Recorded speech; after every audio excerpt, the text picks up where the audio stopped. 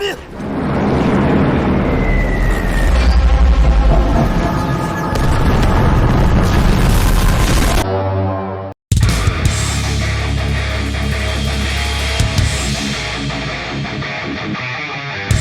Setelah sukses di film pertamanya di tahun 2021 yang bisa kalian klik link yang ada di kolom deskripsi, mereka pun melanjutkan ke episode keduanya yang rugi banget jika kalian tidak menonton. Film dengan penghasilan paling tinggi di tahun 2021 ini berasal dari negeri tirai hordeng, tirai bambu maksudnya, akan menjamin kalian semua mendapatkan keseruan yang gak ada habisnya, serta kesedihan yang mendalam di akhir film. Selamat datang di Mode Mager, channel yang berfokus mereview atau menceritakan film-film terbaru, terlaris, dan terbaik. Jika kalian suka dengan konten tersebut, silahkan tinggalkan like dan subscribe channel ini. Jika nggak suka, coba pikir lagi. Namun jika masih nggak suka, oke, tanpa berlama lagi, kita langsung masuk aja ke ceritanya yang berjudul The Battle at Lake Changjin 2022.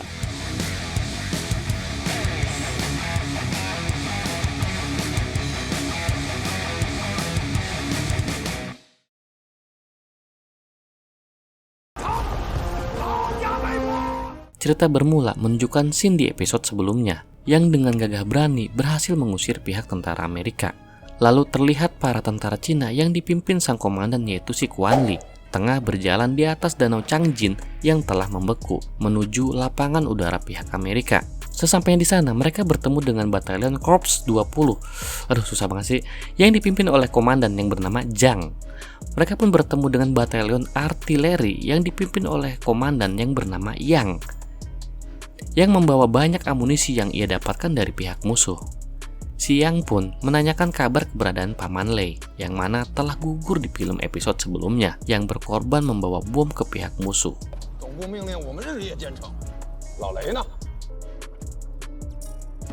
Singkat cerita, mereka pun melanjutkan perjalanan menuju benteng pertahanan pihak Amerika di Hagaruri. Berganti di mana angkatan laut pihak Amerika mengirimkan pesawat pembomnya menghadang tentara batalion artileri. Berlanjut saat Kompi 7 yang sedang melakukan perjalanan pun diserang pesawat musuh. Namun beruntungnya tidak ada korban di pihak mereka.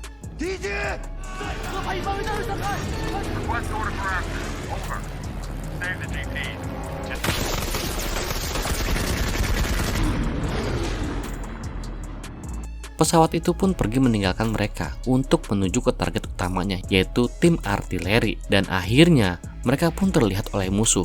Lalu yang terjadi,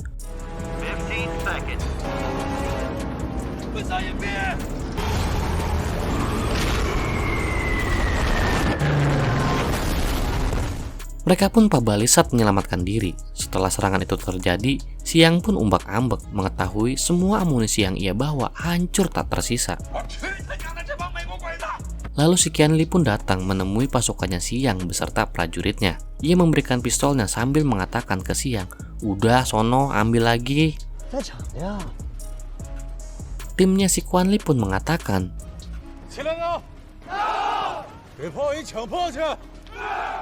disambung pasukannya Siang yang tidak mau ketinggalan oleh pasukannya si Quan Li.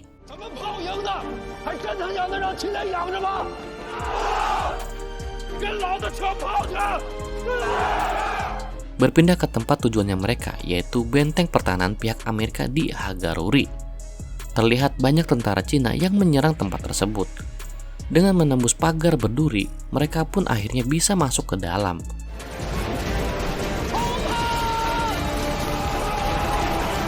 Atas pengalaman perangnya di film episode sebelumnya, lagi-lagi pihak Amerika pun dibuat kocar-kacir. Setelah mendapatkan meriam dari pihak musuh, si Quan Li pun meminta kembali pistolnya. Lalu si Yang pun berkata, "Pistol jarak begini masih aja disimpan." Yang tanpa si Yang ketahui, pistol itu nantinya akan menjadi penentu misi utamanya. Berlanjut di mana tim si Quan Li menuju lapangan pihak Amerika. Si Yang pun menginstruksikan anak buahnya untuk mengarahkan meriam-meriamnya ke pusat musuh. Para tentara Amerika pun dibuat repot karena serangan si Yang. Lalu terlihat para tentara Amerika ini mengevakuasi para tentara yang terluka. Lalu komandan mereka pun yang bernama Smith menghubungi sang jenderal yang bernama MacArthur. Ia meminta bantuan dan izin untuk mundur. Namun jawaban dari sang jenderal, Dikarenakan kehel, si Smith pun langsung menutup telepon dengan si Jenderal on the hot tersebut.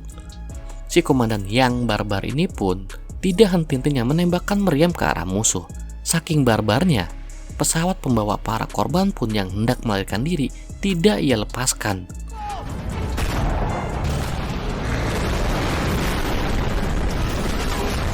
Lalu si Komandan Smith menginstruksikan anak buahnya untuk mengevakuasi dan mengirimkan bala bantuan ke jembatan Sumun, serta mengirimkan pesawat bomber untuk membersihkan area tersebut.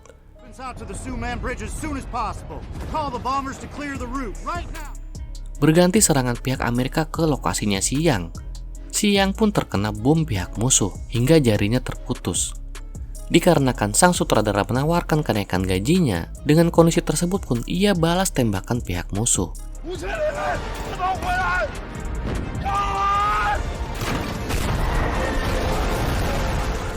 Terlihat komandan pihak musuh yaitu si Smith beserta para tentaranya hendak pergi meninggalkan area tersebut. Berpindah ke markas garis depan Korea, mereka menerima kabar bahwa pihak musuh mundur ke arah selatan, menuju pelabuhan Hungnam melewati jembatan Sumun yang merupakan jalur satu-satunya. Lalu menginstruksikan Kompi 9 dan Kompi 7 yaitu kompinya si Kwan Li untuk menghadang mereka di jembatan Sumun. Di lokasi bekas peperangan, terlihat si Kwan Li yang sedang mengumpulkan nama-nama anggotanya yang telah tewas. Sehingga jumlah mereka pun tinggal sedikit. Di luaran sana, si Kwan Li menyalakan sebatang udut, lalu menancapkannya di tanah, tanda penghormatan kepada anggota timnya yang sudah tewas. Tidak lama kemudian, ia pun mendapat tugas untuk segera pergi ke jembatan Sumun, menghadang pihak Amerika yang hendak kabur.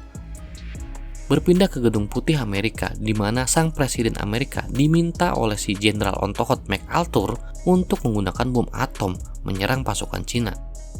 General MacArthur is still pushing for use of the A-bomb. One man. Yes, Mr. President. Just as we always have. Berganti ke lokasi Kompi 7 berada yang sedang menuju ke jembatan Sumun. Di sana terlihat mereka sedang terjebak badai salju yang begitu dahsyat.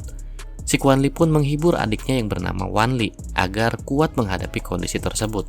Dengan jumlah personil yang sudah sedikit, mereka pun melanjutkan perjalanan dengan berdempet-dempetan, melindungi satu dengan yang lainnya dari badai tersebut. Singkat cerita, di perjalanan mereka mendengar suara peperangan. Tidak disangka, akhirnya mereka pun tiba di jembatan Sumun yang akan menjadi perang terdahsyat terjadi.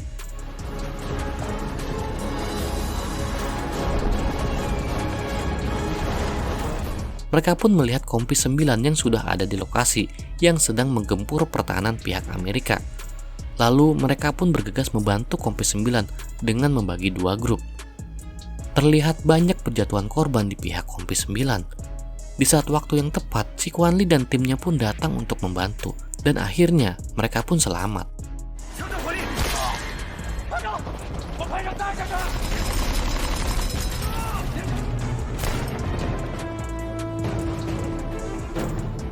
Singkat cerita, siang pun tiba. Di tempat persembunyian, mereka merawat tentara yang terluka dan memakan makanan kaleng yang sudah membeku yang mereka dapatkan dari markas Amerika. Di saat mereka sedang merawat para tentara yang terluka, tiba-tiba pesawat pembom Amerika pun datang dan yang terjadi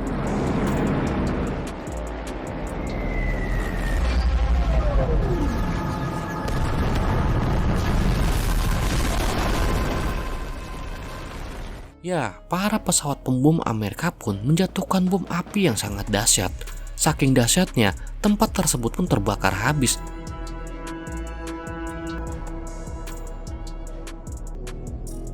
Dan salju pun ikut mencair. Lalu terlihat sang komandan Amerika yang puas melihat itu dan meminta para pilot lainnya untuk membantu pasukan dengan tembakan. Awan gelap pun menyelimuti tempat tersebut setelah ledakan bom itu terjadi.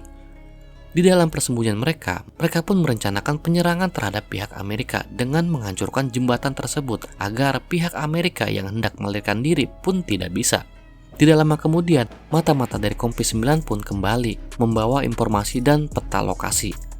Setelah komandan Kompi 9 menjelaskan rencana selanjutnya, ia pun tewas karena luka tembus oleh sebuah batu saat ia mencoba meledakkan jembatan tersebut.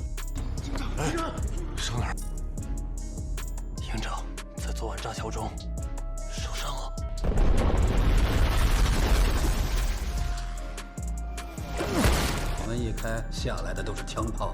Akhirnya mereka berencana menyerang jembatan tersebut dengan formasi membagi 4 tim. Si Quan Li dan Wan Li menyerbu markas Amerika untuk menangkap komandan pihak Amerika agar mereka menyerah.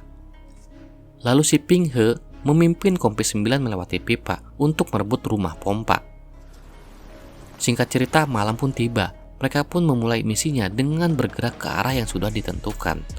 Terlihat si Ping He bersama Kompi 9 sudah berada di jalur pipa. Mereka pun mengawasi lokasi musuh, dan mereka pun menduga bahwa ini suatu jebakan karena di lokasi tersebut sangat terlihat sunyi yang padahal di saat anak buahnya si Ping He hendak ke lokasi tim lainnya, tiba-tiba ia pun ditembak oleh seorang sniper pihak musuh. Namun tidak lama, sniper itu pun tewas tertembak oleh si Ping He.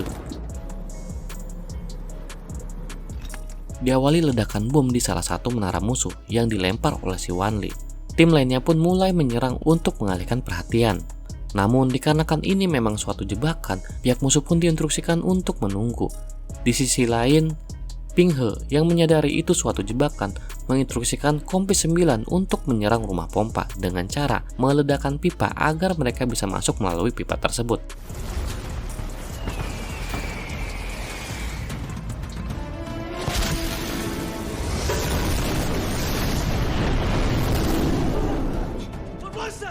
Yang rencana tersebut itu tidak diketahui oleh sang komandan musuh. Benar saja, sang komandan pun terkejut ketika yang diserang oleh pihak Cina pun adalah rumah pompa yang menjadi satu-satunya jalur langsung ke pusat mereka. Setibanya di dalam rumah pompa, mereka pun meledakkan tempat tersebut. Lalu, salah satu anak buahnya si komandan pun berkata, "Ini bagian rencana lu, Pak."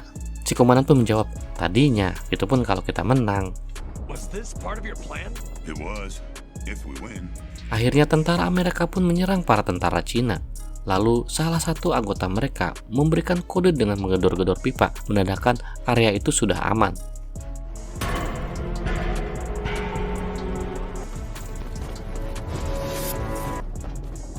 Get some men in there, go! Now, get everybody out! Di dalam lokasi tersebut ada seorang tentara yang terlihat seperti psikopat. Berlanjut di dalam pipa, ketika tentara Cina yang sedang menuju ke arah rumah pompa, tiba-tiba tentara Amerika melemparkan granat ke arah pipa tersebut. Fire in the hole! Petugas yang berjaga di luar pun memberi kode bahaya dan akhirnya salah satu tentara Cina pun mengorbankan dirinya untuk melindungi teman-temannya dengan cara meniduri granat tersebut, dan yang terjadi akhirnya tentara itu pun tewas. Karena dirasa belum cukup, tentara Amerika pun kembali melemparkan granat.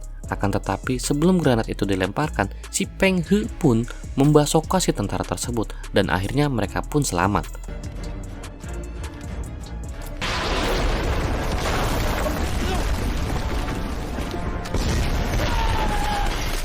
Seluruh tim Kompi 9 pun tiba di dalam lokasi. Salah satu tim dari Kompi 9 diinstruksikan untuk meledakkan gerbang utama. Namun yang terjadi,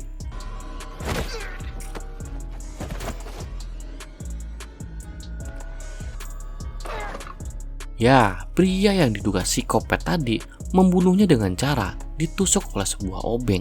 Kopet banget nih orang. Si Quan Li yang menganggap ada sebuah kejanggalan pada Kompi 9 yang tak kunjung meledakkan gerbang, ia pun beranjak pergi ke lokasi tersebut. Di perjalanan ia pun diserang, lalu menemukan lokasi sniper pihak musuh. Lalu sniper itu pun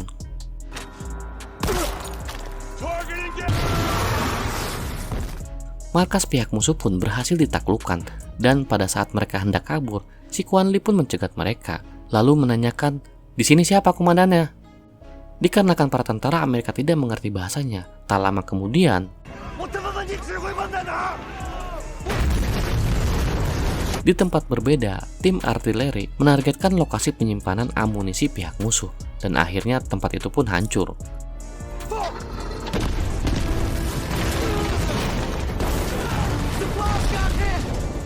Berpindah ke lokasi si Wan Li berada, ia yang bersama teman-temannya hendak masuk ke dalam, akhirnya terjebak oleh musuh.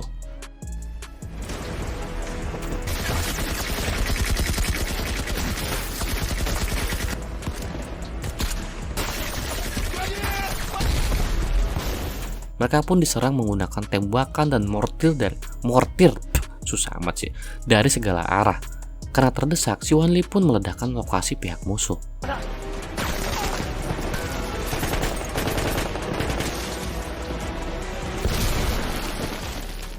Akhirnya ia pun ditarget oleh sniper musuh. Ketika hendak ditembak, temannya yang bernama Yu Chongrong pun mengorbankan dirinya.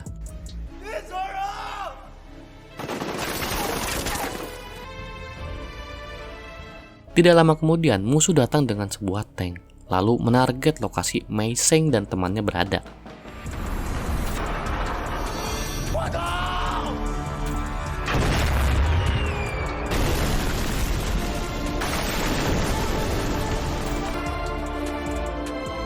Trompet pun berbunyi, menandakan instruksi untuk menyerang habis-habisan.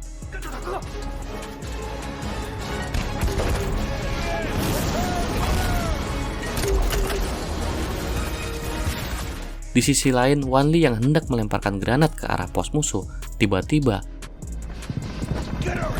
datang komandan pihak Amerika, lalu mereka pun gelut.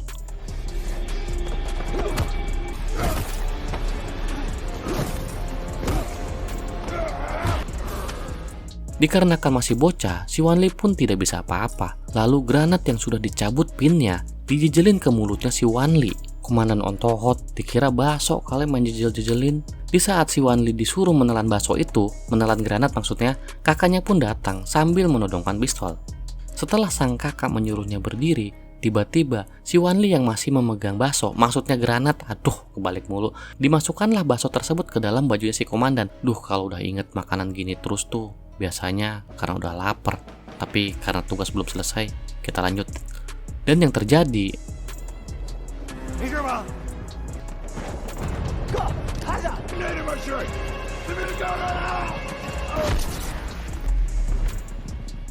namun tak disangka setelah melihat topi orang yang barusan ia ledakan, baru ia menyadari bahwa orang itu adalah seorang komandan yang sedang ia cari. Tapi nasi udah jadi lontong, akhirnya pupuslah harapan menyandera sang komandan. Berganti di mana anggotanya si Mei Seng mencoba melumpuhkan tank musuh dengan sebuah bazooka. Namun karena salah dalam menggunakan peluru, yang seharusnya mereka gunakan peluru eksplosif malah menggunakan peluru asap, sehingga tank tersebut pun hanya batuk-batuk.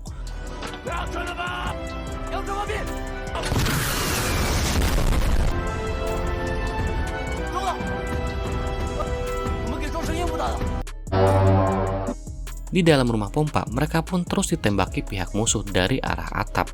Lalu si Ping He pun berhasil menjebol tembok jembatan tersebut. Si Quan Li pun membantai tentara musuh yang ada di atap tersebut.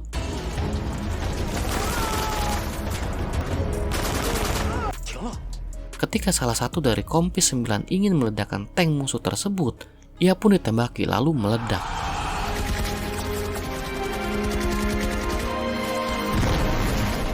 Ping He yang menyaksikan kejadian tersebut pun tiba-tiba, pria psikopat muncul lagi, lalu menusukkan tubuhnya si Ping He ke sebuah besi. Namun tidak lama, si Quan Li datang untuk menyelamatkannya. Akhirnya si pria psikopat pun tewas.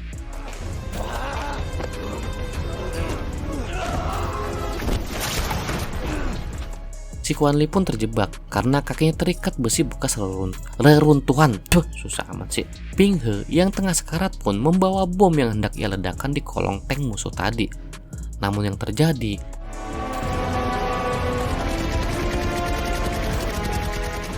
dikarenakan tangannya tersangkut roda tank, akhirnya ia pun terseret.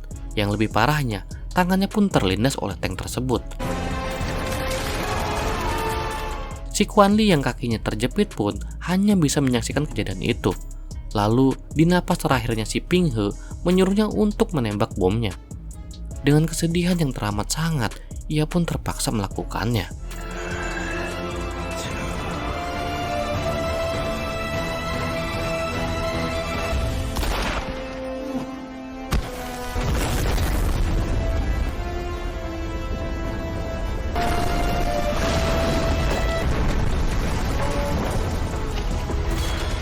Akhirnya tank tersebut pun berhasil ia hancurkan, juga jembatan pun ikut hancur. Misi menghancurkan jembatan pun berhasil, akan tetapi ini belum apa-apa, hal berat lainnya sudah di depan mereka. Berganti ke lokasi si Kuan Li berada dengan kondisi kaki yang tertusuk dan terikat oleh material bekas reruntuhan. Susah amat sih. Tiba-tiba ia mendengar dari sebuah radio pihak musuh mengatakan bala bantuan telah tiba. Lalu yang terjadi, ya, dengan tank, mortal, dan bazooka pihak musuh, tempat itu pun dibuat acak-acakan.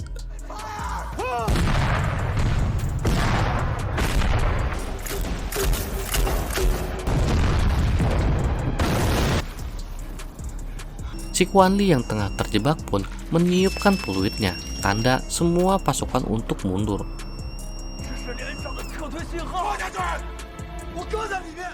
Si Wan Li yang menyadari bahwa kakaknya masih ada di lokasi pun mencoba untuk menyelamatkannya.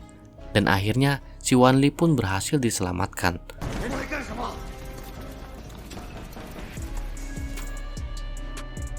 Mereka yang hendak mundur pun terus digempur pihak musuh. Hingga malam pun berganti siang, terlihat hanya tinggal beberapa orang saja yang tersisa. Salah satu anggotanya yang bernama Yu Chongrong mendengar bunyi dari radionya. Lalu ia pun berinisiatif untuk pergi ke tempat yang lebih tinggi untuk mendapatkan sinyal, bertujuan menghubungi markas pusat yang pasti bukan minta dikirimin GoPod. Tiba-tiba, ya, pesawat musuh pun berdatangan. Di bawah, teman-temannya pun terbangun mendengar suara pesawat tersebut. Lalu si Kuan Li menanyakan keberadaan si Yu Chongrong tadi. Musuh pun melihat keberadaan mereka dan akhirnya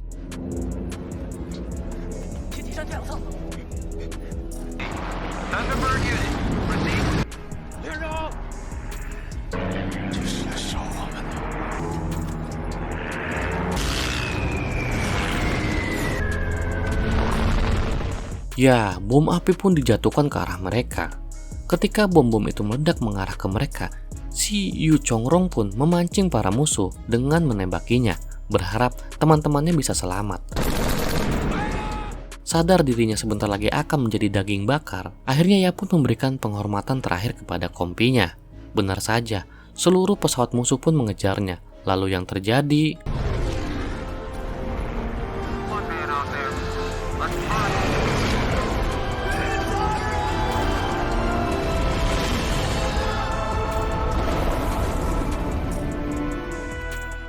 serangan itu pun belum selesai. Pihak musuh menduga tidak mungkin hanya satu orang, dan akhirnya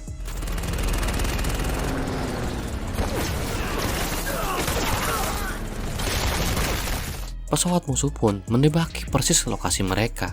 Di sini kita menyaksikan kembali di mana peluru dari pesawat musuh tersebut menghancurkan tubuh manusia tanpa tersisa alias hilang.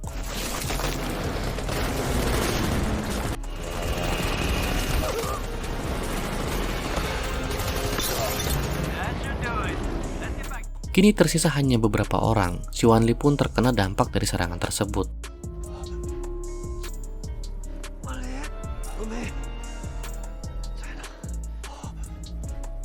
Berganti lokasi di mana tentara Amerika memperbaiki jembatan yang telah rusak dengan material seadanya.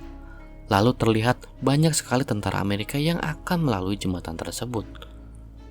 Kembali ke lokasi si Kuan Li dan teman-temannya berada, di mana mereka yang semula berjumlah puluhan ribu orang, kini hanya tersisa 6 orang saja.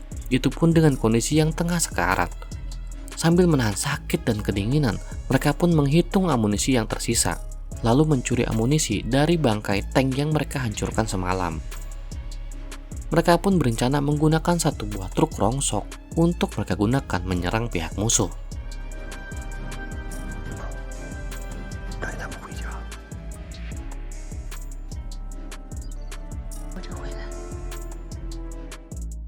Menjelang serangan itu terjadi, si Kuan Li menyerahkan peluit pangkatnya kepada adiknya si Wan Li.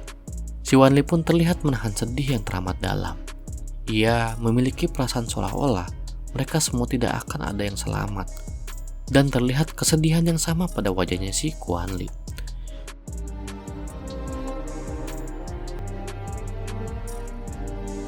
Singkat cerita, malam pun tiba, di mana penyerangan pun akan terjadi. Wan Li mendapatkan tugas untuk meniupkan peluit di 3 lokasi berbeda untuk menarik perhatian musuh.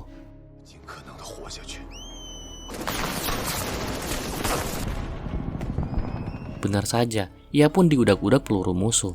Lalu terlihat si Mei Seng yang terlihat sudah tidak pararuguh berada di sebuah truk sambil menggigit foto anaknya, yang mengisyaratkan ini adalah momen terakhir untuknya.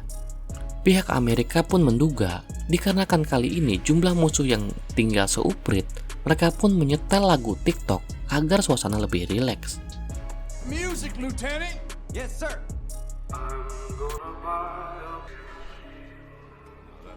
Di tempat ketiga, di mana merupakan tempat terakhir si Wan Li meniupkan peluit, para tentara Cina yang tersisa pun maju menyerang pihak musuh.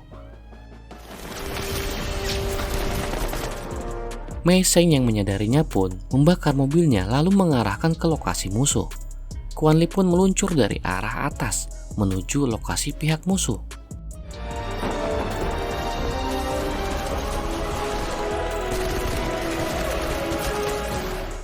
Menyedihkannya, mereka pun kehabisan amunisi hingga akhirnya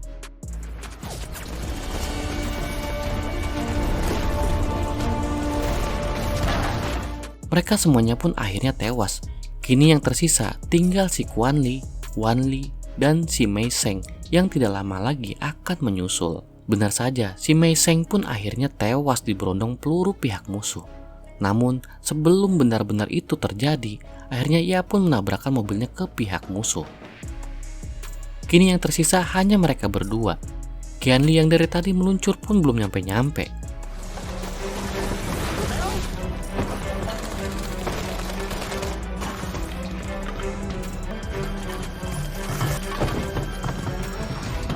Qian Li yang hendak ke lokasi musuh hanya membawa satu buah peluru tank. Tepat mendarat di lokasi berkumpulnya para musuh, ia pun terkepung. Lalu hendak ditembak, namun sang komandan musuh melarangnya. I don't like the look of this. Wait. Lalu sang komandan pun menanyakan kepada para prajuritnya, ada yang tahu kata menyerah dalam bahasa Cina apa? Mereka pun menjawab, tidak pak. Anybody know the word surrender in his language? No, sir. Ya betul, memang tidak ada kata menyerah bagi mereka. Terbukti dari tindakan yang akan si Quan Li lakukan ini. Dan akhirnya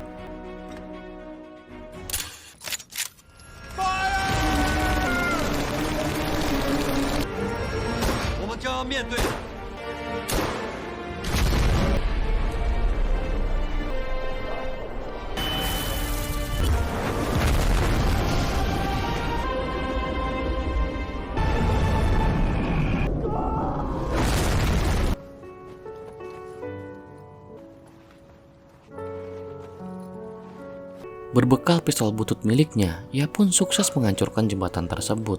Namun harus ditebus oleh nyawanya. Akhirnya sang komandan pemberani ini pun tewas. Kini yang tersisa hanya tinggal si Quan Li seorang.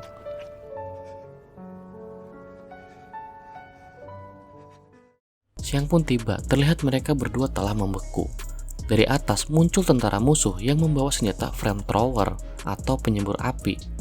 Keberadaan jenazahnya si Quan Li pun terlihat oleh musuh, lalu dia pun dibakar.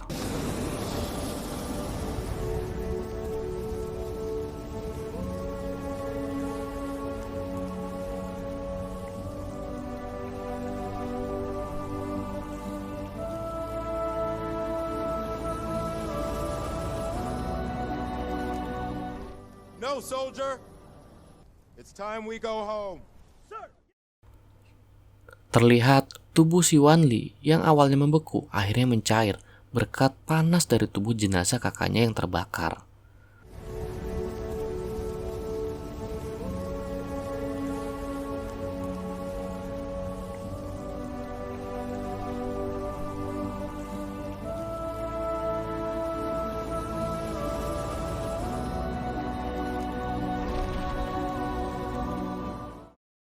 Setelah tersadar, ia pun melihat helikopter musuh yang membawa material untuk memperbaiki kembali jembatan yang telah ia hancurkan. Head deh, teman-teman kepikir nggak kalau si Wan Li akan menghancurkannya lagi dengan seorang diri? Akhirnya para tentara Amerika pun mampu melewati jembatan tersebut. Berganti ke lokasi di pelabuhan Hung Nam, terlihat banyak kapal-kapal Amerika yang hendak mengangkut para tentaranya. Di sana pun terlihat para tentara yang sedang memasangkan bom atau dinamit pada aset-asetnya. Kembali ke lokasi si Quan Li berada, terlihat banyak pasukan yang berlari tidak jauh dari lokasinya. tidak menyangka mereka adalah pihak yang sama. Karena sudah tidak kuat untuk berteriak, akhirnya ia pun menembakkan senjatanya. Lalu para tentara itu pun terkaget, menduga itu musuh. Lalu si Wan Li pun berdiri, memberikan hormat sambil menangis, karena ternyata ia masih akan selamat.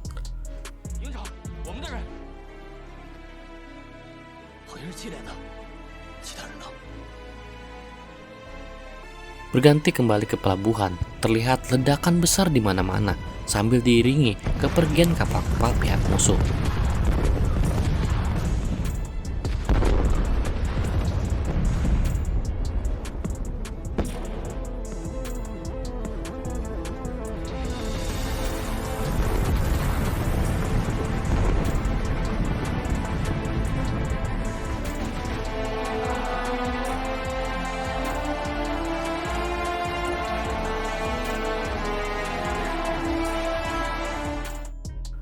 Berpindah ke lokasi, yaitu di Danau Changjin, sang jenderal pun turun dari mobilnya, lalu memberikan hormat. Disusul si Wan Li yang mengambil tanah bekas kakaknya meninggal. Di pusat, semua ketua kompi melapor. Di akhir cerita, sang jenderal pun mendengar laporan dari si Wan Li dari kompi 7, yang hanya tersisa dirinya seorang.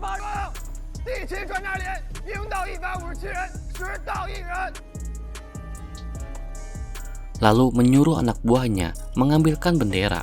Sang jenderal pun memanggilnya. Sambil berkaca-kaca, si Wan Li pun ditanya, "Lu pengen apa, Tong? Ngomong." Sambil disaksikan prajurit lainnya, ia pun menjawab, "Bentuk lagi kompi 7, Pak." Aduh. Coba kalau Mimin yang ditanya, pasti jawaban Mimin, "Saya minta semua yang nonton video ini wajib subscribe. Kalau enggak, push up 1000 kali. Rasain." Akhirnya si Wan Li pun diberikan bendera, suatu tanda jasa yang diidam-idamkan kakaknya. Ia pun pulang kampung. Di perjalanan, ia mendengar ada suara yang memanggilnya. Setelah ditengok, ternyata itu adalah bayangan kakaknya. Sambil menangis, ia pun mengatakan bahwa ia sangat merindukannya.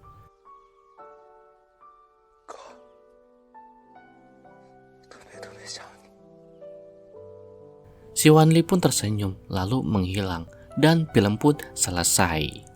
Oke guys, akhirnya tugas Mimin telah selesai. Semoga kalian semua terhibur. Jangan lupa tinggalkan jejak, like, comment, share, dan subscribe jika kalian suka dengan tayangan ini. Jangan lupa juga untuk menonton versi fullnya, karena dengan menonton versi fullnya, kalian akan lebih mendapatkan kesan dan keseruan dari film ini. Untuk kalian yang belum menyaksikan episode sebelumnya, silahkan kalian klik link di kolom deskripsi. Terima kasih sudah menonton hingga akhir. Mohon maaf jika ada salah atau kekurangan.